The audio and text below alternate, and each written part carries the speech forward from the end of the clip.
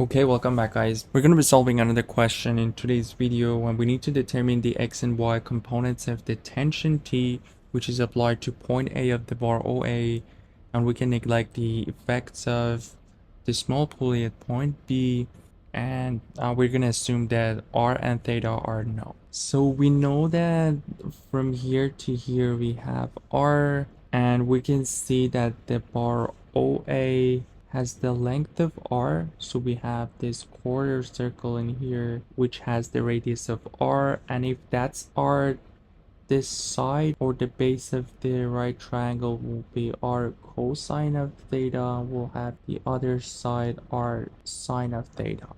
And let's consider another right triangle right here, and what we have in here. So let's call this angle over here alpha, and we have x as one of the bases and this one y, and let's call the length of the cable L. So if we do the Pythagorean theorem, we know L squared is equal to x squared plus y squared.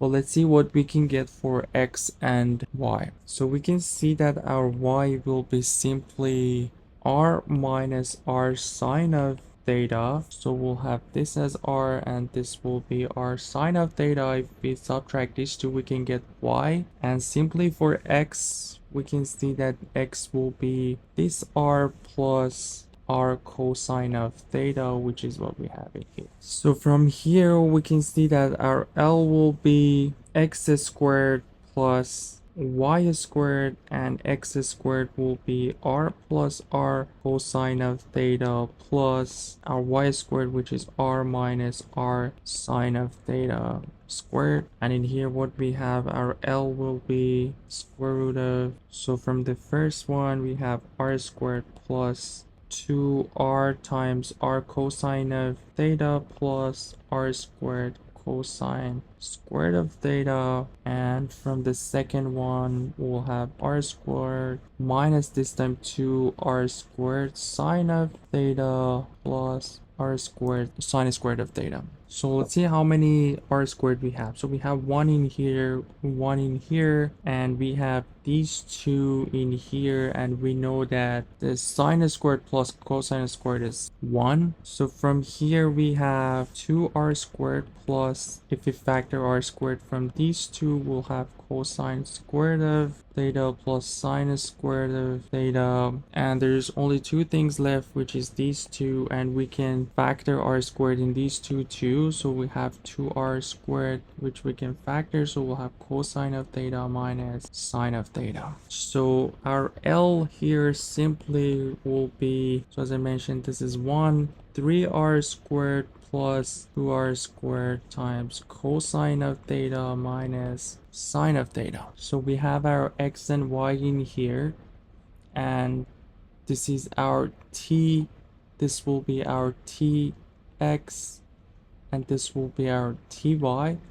And once we have that alpha, it's easy enough for us to find the tx and ty, because our tx will be simply t cosine of alpha, and our ty will be t times sine of alpha, which is pretty easy to find. And let's find the sine of alpha. So if you want to go with either sine of alpha or cosine of alpha, so sine of alpha will be, we have a negative sign in here too since our y is negative. So if you want to find sine of alpha, we simply have y divided by L. So let's just get back to it one more time. So we have this right triangle that I'm highlighting in blue. So the sine of alpha would be opposite, which is y divided by L, y divided by L. And what we have for I from the beginning, we called r minus r sine of theta, or y. This is what we have in here for y, and our L is simply what we have in the previous step,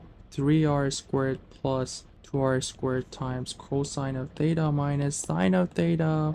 And we have an expression based on r and theta, which from the question we know that r and theta are known, so we can find t by easy in here. We have minus t times sine of alpha, which is what we found in the previous step, So we're just gonna multiply the minus sign to the numerator, so we'll have r sine of theta minus r, and we can also factor the r at top too.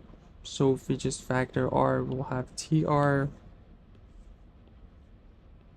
divided by the square root of 3r squared plus 2r squared times cosine of theta minus sine of theta.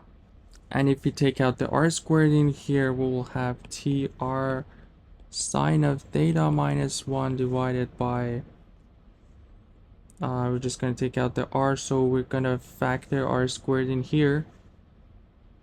So we take out the r in here, so we'll have 3 plus 2 cosine of theta minus sine of theta, and that would be our ty.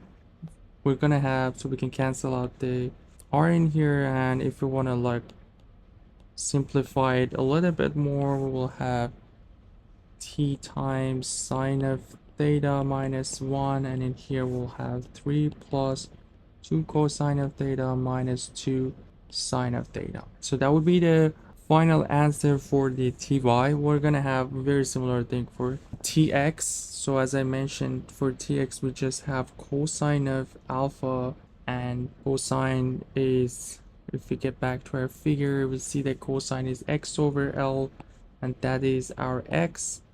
So r plus our cosine of theta, the denominator is very similar to what we found in the previous step. So we have 3 plus 2 cosine of theta minus 2 sine of theta, and we just have to be mindful that there's r in here since we cancel out the r with the numerator, and we can do the same thing in here.